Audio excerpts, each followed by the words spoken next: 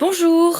Alors, comme, notre spectacle avec le bruit du goûter a été, malheureusement reporté à cause de la situation sanitaire, on s'est dit qu'on allait vous faire une petite vidéo pour vous donner un avant-goût de ce que vous pourrez voir, le jour où on pourra faire le spectacle en live. Donc, normalement, je devais vous lire 3 histoires avec donc Camille Marcos et Julien Ponsoda, Le bruit du goûter en musique. Mais finalement, je vais vous en lire une, qui sera normalement l'introduction du spectacle. Donc c'est l'histoire d'Azénor, qui a été écrite par Tiffany Elstrup, une jeune autrice de grand talent.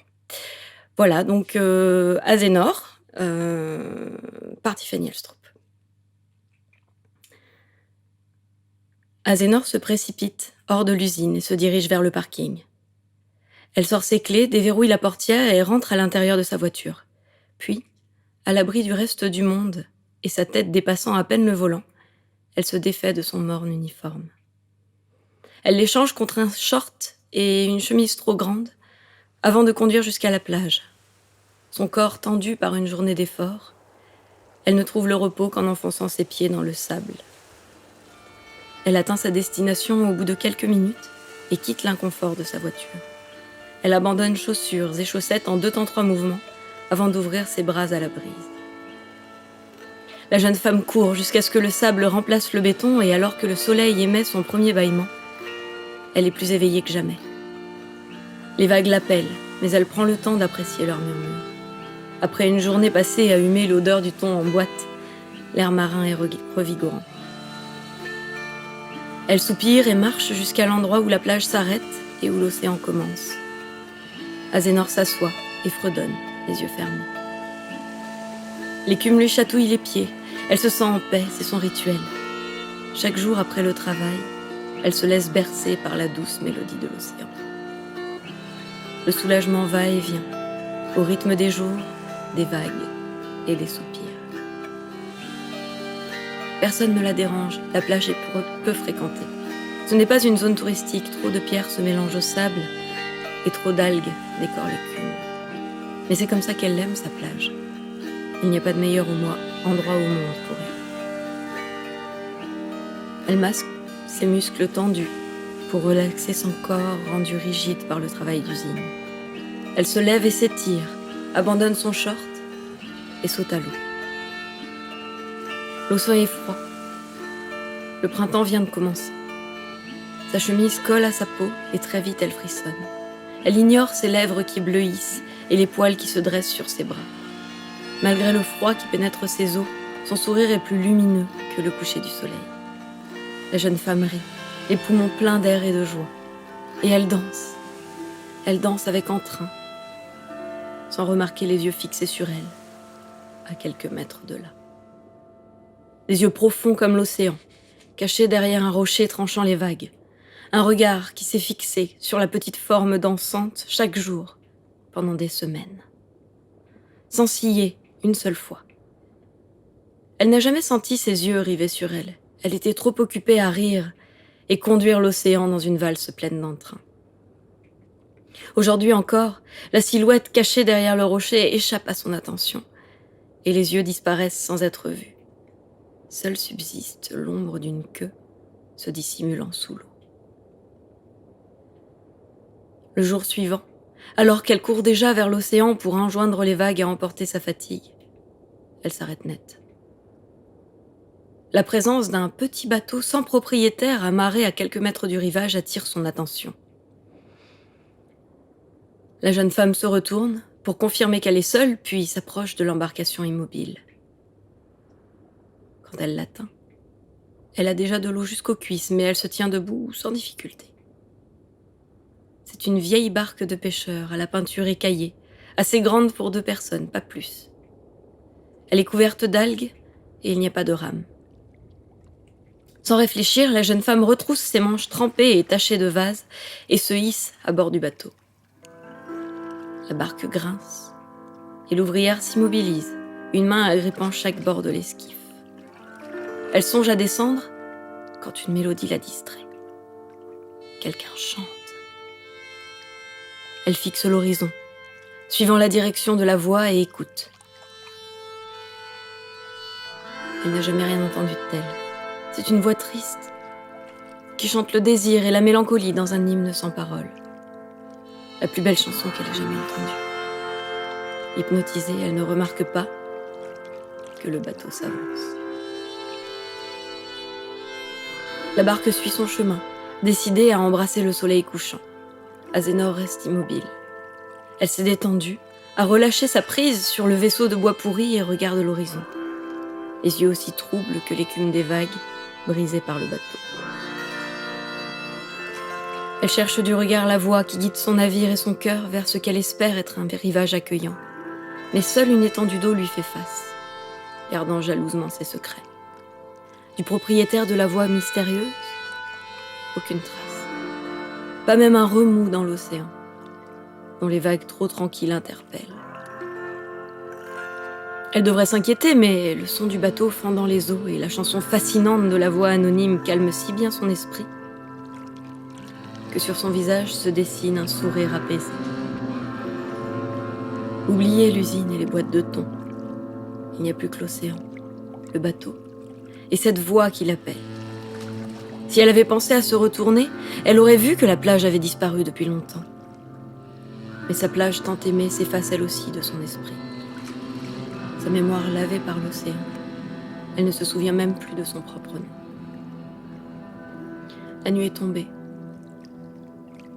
Le bateau s'arrête. Elle observe son reflet dans l'eau. Dans le miroir à peine éclairé par la lune, elle se voit si clairement qu'elle s'exclame. Ses lèvres s'étirent en un sourire confus.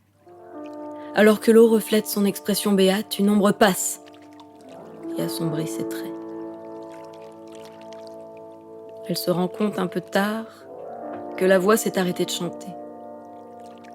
Elle sort de sa transe, observe ses mains salies par les algues, l'horizon sans fin partout où elle regarde et l'ombre qui encercle la barque.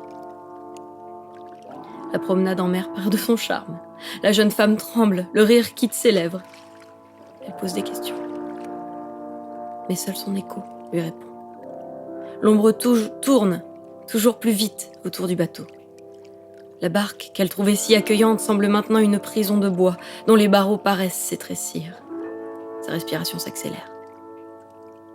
Elle veut paniquer, mais s'en trouve incapable. La silhouette harceleuse ne lui en laisse pas l'occasion. La chanson reprend. Azénor suit l'ombre des yeux. Ses tremblements s'arrêtent. Son souffle s'apaise. Son sourire béat reprend possession de ses lèvres. Enchantée, elle s'approche du bord et sa main de l'eau. Elle tente de caresser son reflet, glousse quand elle le trouble et appelle la mystérieuse chanteuse à se montrer à elle. Bientôt, l'ombre et l'ouvrière fredonnent en chœur la litanie envoûtante, et soudain elle émerge. Une sirène, à la peau argentée et à la voix hypnotique, les yeux sombres qui ne regardent qu'elle. La créature lui sourit et ses dents pointues déchirent l'harmonie de son charmant visage. La jeune femme lui rend son sourire et s'approche un peu plus de la surface de l'eau pour mieux la voir. Dans la pénombre, elle distingue de longs cheveux aux boucles ornées d'algues et de coquillages. Un cou lisse, dont les branchies battantes attirent le regard.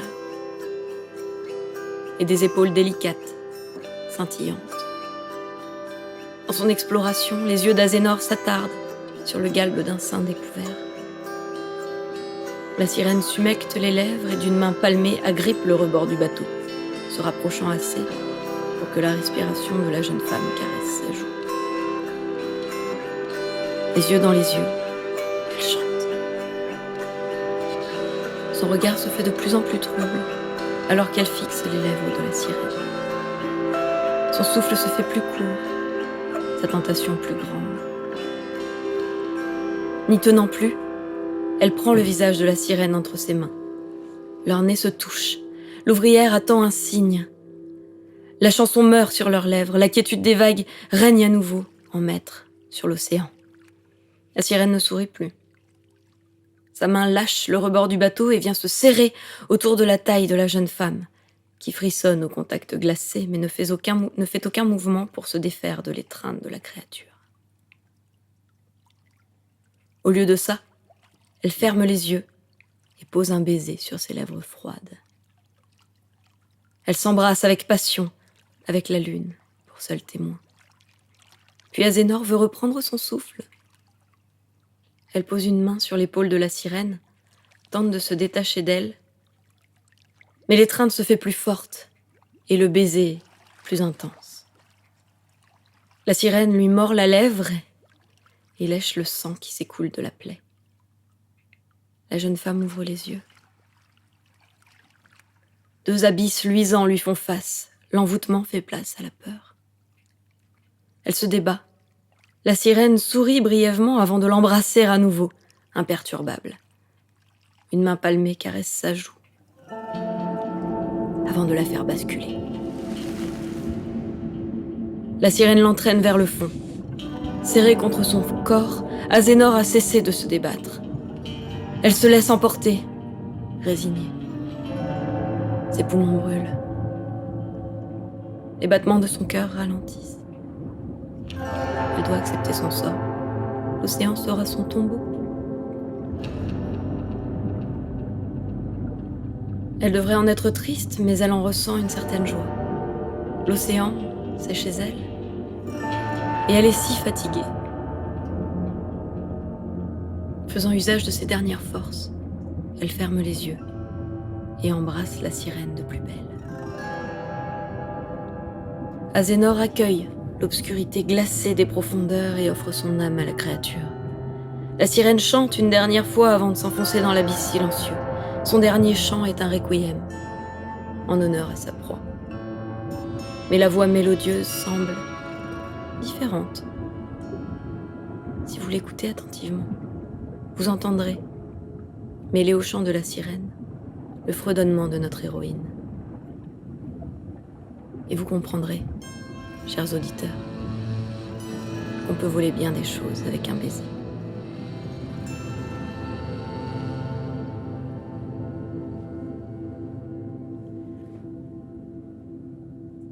Donc c'était Azénor, l'histoire d'Azénor et de la sirène. Donc j'espère que ça vous a plu et je